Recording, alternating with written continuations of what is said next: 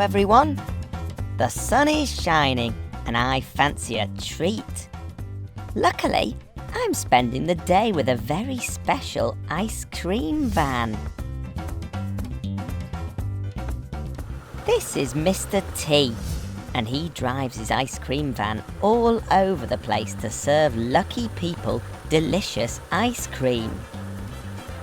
But it's not an ice cream van without music. So Gecko, when we're nearly there where we need to go, this is what we do to put the music on to let everybody know that we are nearly here.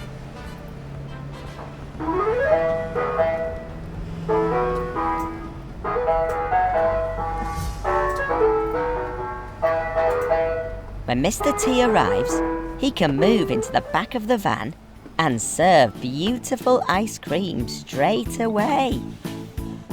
Hi Gecko! Hello, Mr. Tee. So welcome to my van, Gecko, and this is all the lovely treats that we put on the ice creams. Got lots of different sweets. Look at these lovely snakes. From the back of this wonderful van, Mr. Tee can create some amazing things. Slushies, hot waffles, and of course, ice creams. So what I'm going to do now is show you how we make our magic ice cream. Get out a gallon of famous ice cream, take the top off, and then we pour it into the hopper. Ice cream is made from milk, cream, eggs, and sugar. Mr. Tee's special ice cream machine is like a super fast freezer, and the liquids poured into the machine are frozen in just 1 minute. When things are frozen, they become harder and colder than they were before. Mr. Tee is more than just an ordinary ice cream man. He's always thinking of new ice cream ideas.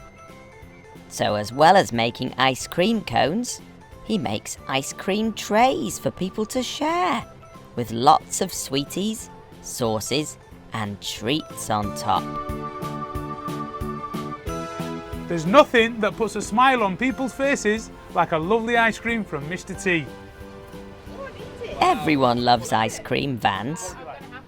Grown-ups, children, and even pirates love ice cream.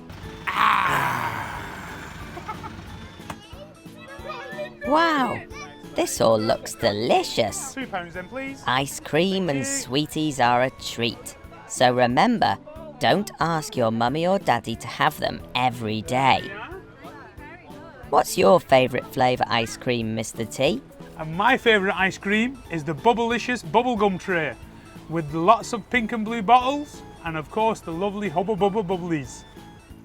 Mr. Tee served lots of happy customers today. But is there one person who hasn't had an ice cream yet, Mr. Tee?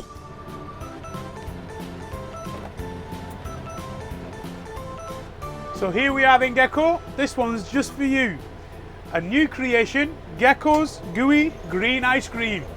Thank you, Mr. Tee. So what do you think about that then, Gecko? Did you enjoy them ice creams? It was absolutely delicious, thank you. Here's 2 for your friends, the Mechanicals.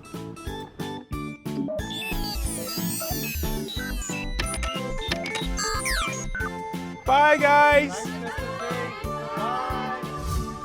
Thank you very much to the legend that is Mr. Tee for showing us his amazing ice cream van today.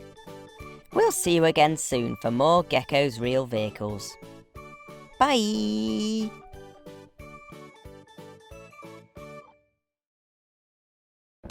Helicopters are used all over the world for transporting passengers, but the most important use for them is rescuing people from areas that are difficult to get to by land. I'm here at Her Majesty's Coast Guard base in North Wales to meet an amazing rescue helicopter and her crew. The helicopter behind me is used to rescue people in need from the sea or from the mountains. If someone hurts themselves on top of a mountain, it's impossible to get an ambulance up there, so the Coast Guard's called. A rescue can come any time of day or the middle of the night, and it sounds as if the crew have a rescue call coming in now. They all spring to action at once. First, they look at a map of the area to check for any dangers and work out the best route. Just look at this amazing tractor pulling the helicopter out of the hangar. Now it's time for the crew to put their special safety gear on. Everything has a purpose. This life-saving jacket will inflate so that the crew member floats in water, and it even has its own air supply, just in case they find themselves underwater and need to breathe fresh air. Then it's out to the helicopter to fly. On board are pilot Mike, Captain Kate, John the winch operator, and Tomo the winch man. It's Tomo's job to get lowered out of the helicopter to rescue someone on the ground. After a few safety checks, it's time for takeoff. This whole process, from call to flight, takes the crew under 15 minutes. Engines start. Look at how fast those rotors can turn. The rotors chop through the air and make everything around them very windy. Whoa! I can hardly stay on my feet. Red Mechanical! Let's use your super slow motion camera to see just how many times those rotors are turning. I love using Gecko Super Slow-Mo, mainly because it just looks cool. But look, a helicopter's rotor blades can spin 10 times per second. Oh dear, are you okay, Red Mechanical? As the rotors spin faster, the helicopter lifts off the ground and flies into the air. Captain Kate controls the helicopter by pointing the rotor blades in the direction she wants the helicopter to fly. Today the crew are practicing their winching skills, using a dummy instead of a real person. The pilots skillfully hover over the area just above where the dummy is. Tomo clips himself to the winch, and John carefully lowers him down. Tomo would then check how poorly the person on the ground is, before winching both of them back up to the helicopter safely. Nicely done, team! Back at base, the engineers are always on hand to make sure the helicopters are in the best working order and ready to fly. Safety is the most important thing, and these engineers are the best in the business. It's a real team effort keeping these amazing helicopters flying and rescuing people in need. This is Tom and Kev. Tom's a pilot and Kev is a winch operator. They're going to give us a quick tour inside the helicopter. Welcome everyone to the S-92 Search and Rescue Helicopter. First and foremost, very importantly, we've got two large winches here, and these winches have got two strops, and the idea of this is we can lower these down to people in the water or on a mountain and pick them up and take them to safety. So let's look inside now in the aircraft itself. And as you can see as you come into this helicopter, it's a large space. Here we've got a camera which we use when we're searching for people. This can pick up people on the water, on the mountainside. So when we've picked up our patient, which we've taken off the hoist, we bring them into the aircraft itself, and we can put them onto our stretcher. And they may well be in the stretcher, but this is a lovely area for us to work on them and make them feel comfortable in the aircraft, and we can give them medical treatment if they require it. Once we get to the hospital, we need to get our patient out of the aircraft safely, and the best way we can do that is we lead them and lift them off here, down through the ramp itself, off the aircraft, into the hospital where they can be looked after. Okay, this is the cockpit of the helicopter. There are two pilots. One sits here in this chair and the other one sits on the other side. These are the controls to fly the helicopter. This one moves the helicopter forwards and backwards, and this one moves it up and down, and then there's two pedals down on the floor as well, and that keeps the helicopter straight. We've got two engines and they're controlled on these screens, and then we've got a map in the middle to see where we're going.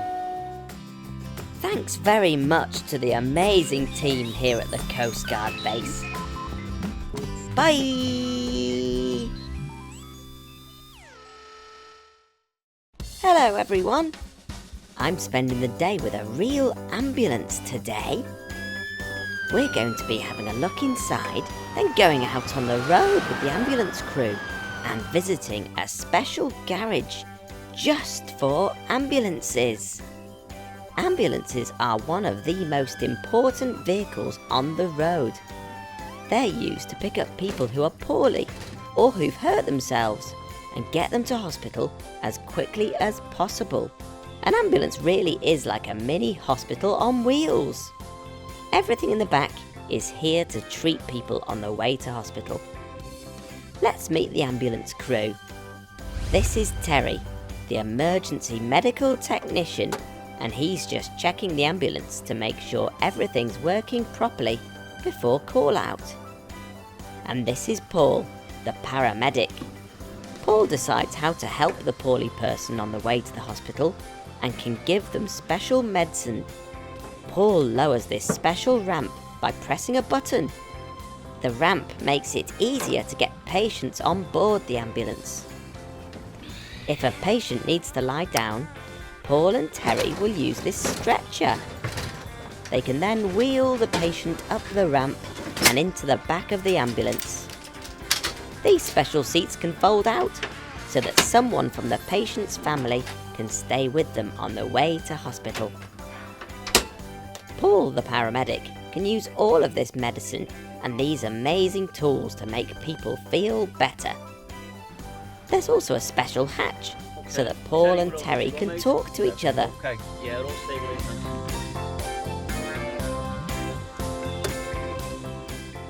Over the radio, the crew have received a real call out. It's time to go to work. When a call comes in, it's time for Paul and Terry to turn the lights on and drive quickly to their patient. That means they're even allowed to drive through red lights.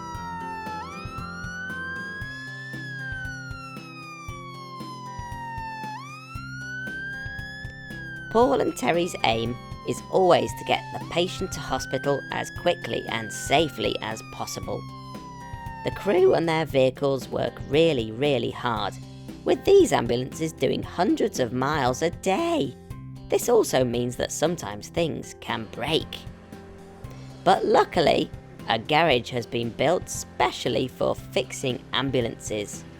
Have you ever seen so many ambulances in one place? The expert mechanics in this amazing workshop can fix around 25 ambulances a day. Hey, what was that? Blue Mechanical! How on earth did you get in here? You better stay out of trouble. It looks like there's something wrong with one of the flashing lights on this ambulance. So it's up to Tim the mechanic to fix the problem. There. That's better. Good as new. We can't have an ambulance without flashing lights, can we? After travelling hundreds of miles, ambulances can also get very dirty, so this is where they're given a good wash. Blue Mechanical, you better watch you don't get wet. Uh-oh, too late. Thanks very much to Paul, Terry, and the whole team at the Northwest Ambulance Service for teaching us about the important service that you provide. Bye!